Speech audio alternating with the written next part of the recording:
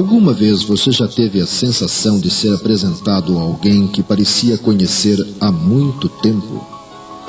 Já teve a impressão de passar pela primeira vez por algum lugar que lhe parecia familiar? Já sonhou ou teve um pressentimento com alguma situação que veio a ocorrer? Pois você não é uma exceção. Milhares de pessoas no mundo inteiro, em todos os tempos, já passaram por experiência semelhante. Desde pessoas comuns até importantes personagens da história da humanidade. E, em função disso, fatos expressivos se produziram, repercutindo na política, na música, na literatura, na ciência.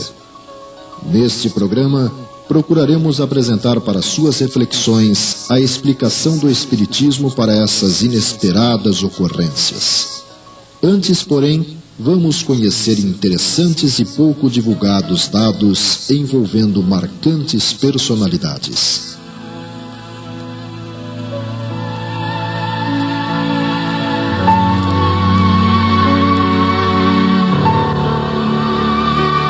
Albert Einstein, o matemático que revolucionou a comunidade científica no início do século XX com sua teoria da relatividade, como se sabe, foi uma criança problemática e até os 4 anos de idade não havia pronunciado uma palavra sequer. O futuro, porém, o situou entre as maiores inteligências da espécie humana. Einstein, segundo o escritor russo Dmitry Marianov, biógrafo e, por sinal, marido de uma enteada sua, conta o seguinte: ao ser levado ao grande sábio a notícia de que a Sociedade Real de Londres, em 6 de novembro de 1919, proclamara, à vista das provas, a exatidão de suas teorias, Einstein não se mostrou emocionado, limitando-se a dizer: eu não tenho necessidade de provas. E como chegaste a esta teoria? Perguntou-lhe um de seus amigos. Através de uma visão, retrucou Einstein, e contou que certa noite, desesperado em face dos mistérios insondáveis com que se defrontava, pretendia abandonar seus trabalhos quando a coisa se produziu. Com impressionante precisão, diante de seus olhos espirituais, delineou-se a imagem perfeita do universo com sua complexa estrutura no tempo e no espaço. Quando menos esperava, contemplou maravilhado a visão perfeita de um plano monstro do cosmos. A partir desse momento, disse ele, readquiria a paz, a convicção, a certeza de que andava em caminho certo. Imediatamente escrevi, explicando minuciosamente essa visão, e a seguir organizei mapas onde desenhei com a máxima exatidão todas as figuras astronômicas em suas diferentes movimentações, de maneira a que qualquer um pudesse tudo compreender. Carl Gustav Jung, psicólogo, psiquiatra, um dos criadores da psicanálise, nascido na Suíça, foi discípulo de Freud e com ele viveu uma interessante experiência. Em suas memórias, Jung conta que em 25 de março de 1909, estando em visita ao mestre e amigo, pediu ao eminente estudioso das questões do comportamento humano sua opinião sobre os fenômenos paranormais, obtendo dele, por causa de seus preconceitos materialistas, a rejeição às perguntas, considerando-as disparatadas. No transcorrer da acalorada polêmica, ocorreu um fato assim descrito por Jung. Enquanto Freud estava falando daquele jeito, tive uma curiosa sensação. Senti como se o meu diafragma fosse feito de ferro e estivesse ficando em brasa, uma abóbada incandescente. Neste momento, ouviu-se um estampido tão forte na estante de livros, que estava bem junto de nós, que ambos ficamos de pé, num salto, com medo de que aquela coisa fosse tombar sobre nós. Eu disse para Freud: pronto, isso é um exemplo do chamado fenômeno de exteriorização catalítica. Oh, espere aí, exclamou ele, isto é pura asneira. Não é não, repliquei. O senhor está enganado, professor. E para provar o meu ponto, eu agora predigo que em um momento haverá outro grande ruído igual. De fato, assim que acabei de dizer estas coisas, a mesma detonação estrondou na estante de livros. E Jung acrescenta: até o dia de hoje eu não sei o que foi que me deu essa certeza, mas sabia sem qualquer dúvida que o ruído se repetiria. Freud apenas olhou para mim estupefato. Eu não sei o que ia em sua mente, nem o que seu olhar significava. De qualquer modo, este incidente fez nascer sua desconfiança contra mim e tive a impressão de que havia feito algo contra ele. Depois disso, nunca mais discuti o incidente com ele. Guilherme Marconi, italiano, Prêmio Nobel de Física, descobridor do processo que permite a telegrafia sem fio, também viveu uma curiosa situação. Na madrugada de 20 de julho de 1927, sozinho em sua casa em Roma, Guilherme Marconi, chamando o criado, disse: sinto muito, mas creio que vou lhe causar e aos meus amigos grande aborrecimento. Receio esteja próximo o meu fim. Peço informar a minha esposa que se encontra em Viareggio e ao meu filho que está em Nova York. Quanto à minha filha Electra, também em Viareggio, hoje, dia do seu 7º aniversário, transmita-lhe um telegrama de parabéns. Que horas são? 3 da madrugada. Daqui a 45 minutos deixarei de viver. Não terei ensejo de ver pela última vez meus filhos e minha esposa. Morro tranquilo. Cumpri minha missão na terra. Irei prestar contas de meus atos ao Supremo Criador do Universo. Realmente, passados 45 minutos exatos, como previra, desencarnava o grande Marconi.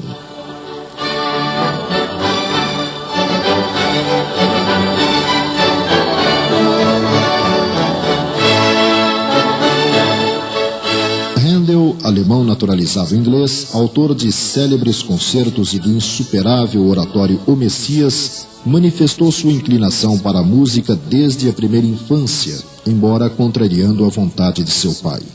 Segundo seu biógrafo Stefan Zweig, antes de executar o oratório O Messias pela primeira vez, em um impulso inevitável, Handel declarou publicamente: este trabalho é obra de alguém fora de mim mesmo, e eu nunca poderei aceitar um único níquel para ele ou advindo dele, pois não me pertence.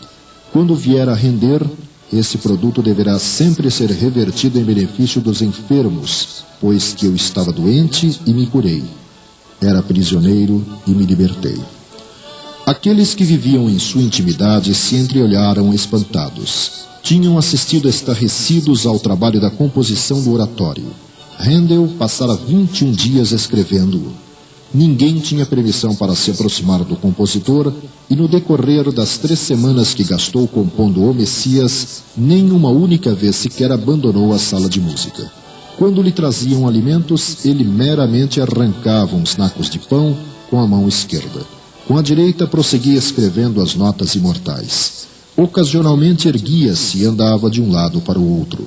Então cantava uma linha melódica, batendo o compasso com as mãos. E quem o visse perceberia em seu olhar uma expressão longínqua e estranha.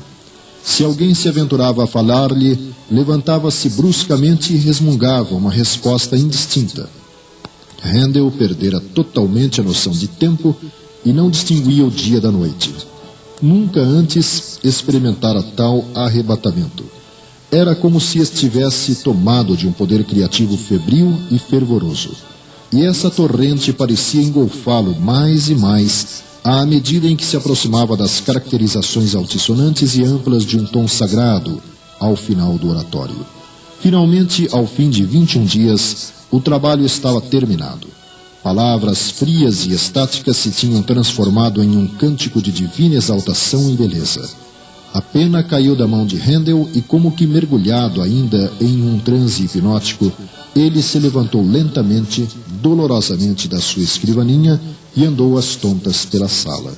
Mudo embora, estava tomado de uma profunda exaltação.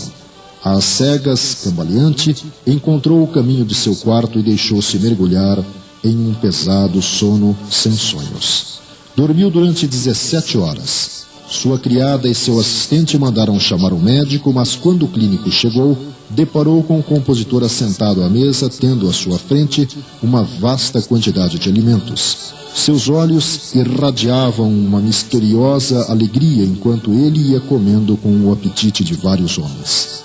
Terminada a abundante refeição, tomou da harpa e executou uma passagem de O Messias. Ao terminá-la, o doutor não conteve uma exclamação. Meu amigo, eu nunca ouvi nada como isto.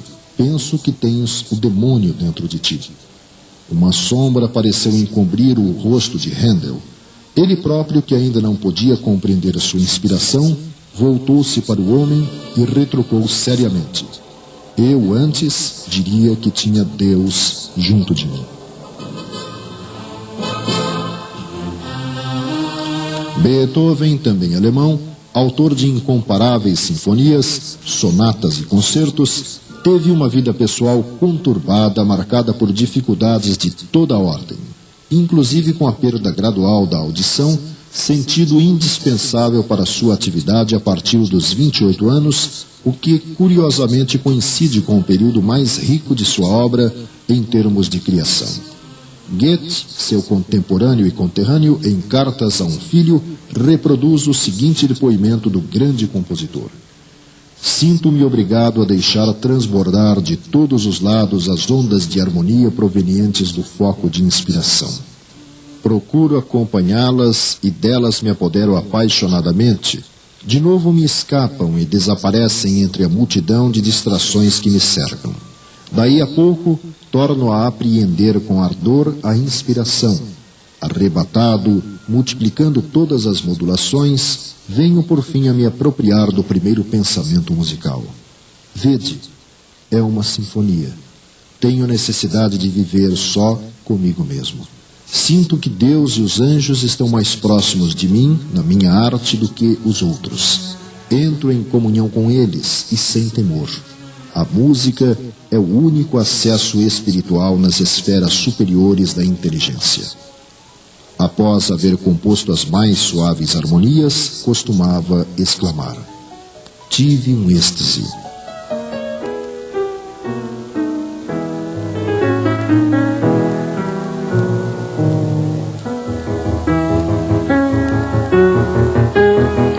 Abraham Lincoln, o grande líder americano, teve vários contatos com a atividade mediúnica, mesmo como presidente dos Estados Unidos.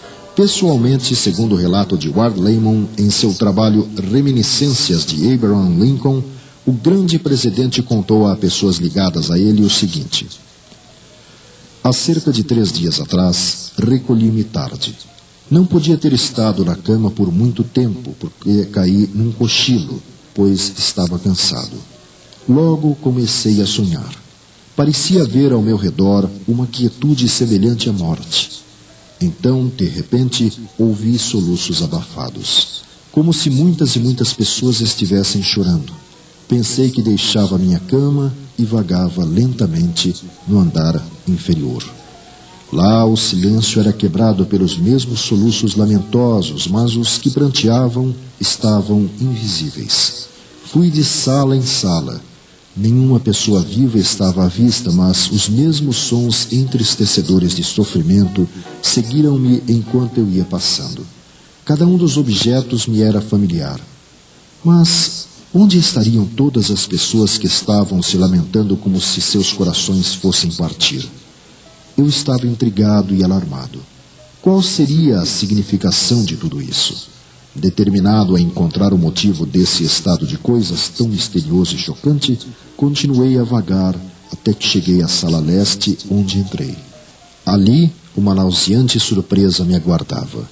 Diante de mim estava um catafalco, sobre o qual repousava um cadáver embrulhado em vestes mortuárias. Ao redor dele postavam-se soldados que estavam fazendo o papel de guardas, e ali havia uma multidão de pessoas, algumas olhando tristemente para o cadáver, cuja face estava coberta. Outras choravam lastimosamente. Quem está morto na Casa Branca? Perguntei ao soldado. O presidente, foi a resposta. Ele foi morto por um assassino. Partiu da multidão uma ruidosa explosão de dor que me acordou de meu sonho. Não dormi mais naquela noite, e embora isso tenha sido apenas um sonho, desde então tenho andado estranhamente incomodado com ele. Como se sabe, a 15 de maio de 1865, o sonho se tornou realidade. Rui Barbosa, o grande apóstolo do direito, em virtude do seu físico raquítico, não causou boa impressão como embaixador especial do Brasil na segunda Conferência Internacional de Paz, em Haia, no ano de 1907. Seus longos discursos, cheios de profunda erudição, não eram ouvidos com a devida atenção. Nessas oportunidades, ele indagava de seus colegas qual o idioma em que desejavam proferisse seus discursos. Quando da sessão em Haia, então presidida pelo Sr. Martin, que ouvira com mau humor o discurso pronunciado sobre marítimas, Martin declarou em tom de censura: "O memorial do nobre embaixador do Brasil constará dos processos verbais de nossas sessões. Devo, porém, observar-lhe que a política não é da alçada da conferência." A Assembleia aplaudiu. Inopinadamente, Rui se pôs de pé com visível emoção, pediu a palavra e, atendido, proferiu o marcante e histórico discurso que lhe valeu o título de Águia de Haia. O próprio Rui, explicando o porquê dessa sua inesperada iniciativa, cujo improviso foi feito em francês fluente e escorreito, disse: "As forças, a coragem, a resolução me vieram não sei de onde. Vi-me de pé com a palavra nos lábios."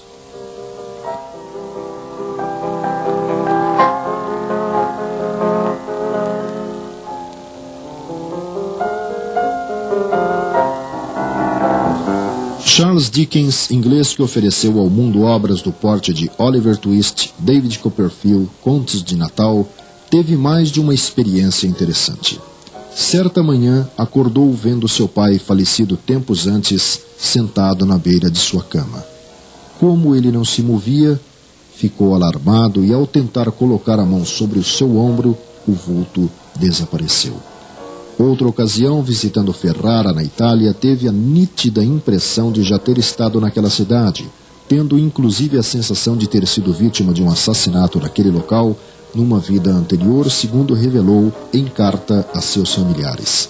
Em outra vez, em seu escritório, sonhou estar diante de uma pessoa desconhecida usando um chale vermelho, a qual se identificou como sendo uma certa senhorita Napier.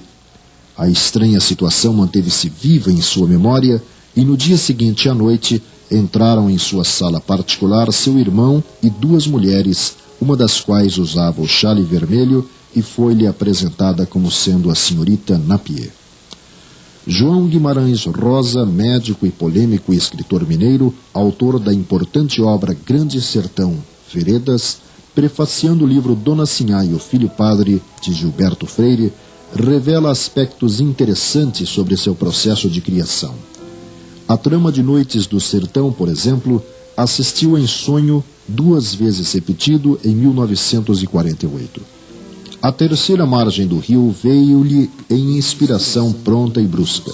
Campo Geral foi caindo já pronto no papel quando brincava com a máquina de escrever, tendo como ponto de partida um menino morador à borda de uma mata e 2 outras caçadas de tamanduás.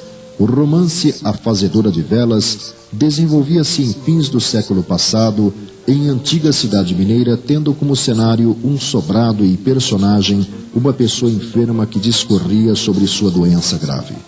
Tudo aparentemente curtido na ideia. Meses depois, Guimarães Rosa adoeceu e a doença imitava ponto por ponto a do narrador. Outro tempo após, visitou por acaso uma casa que, sem toque ou retoque, copiava em tudo o sobrado e o mobiliário imaginado para o romance. Concluindo seu prefácio depoimento, Guimarães Rosa afirma: "Tudo isto é verdade. Dobremos de silêncio."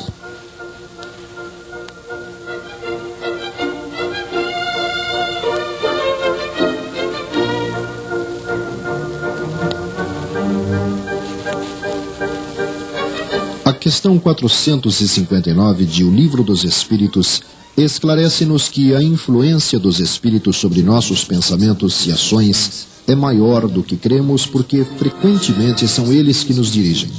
Chama nossa atenção para os vários pensamentos que nos alcançam simultaneamente sobre o mesmo assunto e muitas vezes bem contrários uns aos outros, o que indica que há sempre ideias nossas e outras de espíritos que nolas sugerem.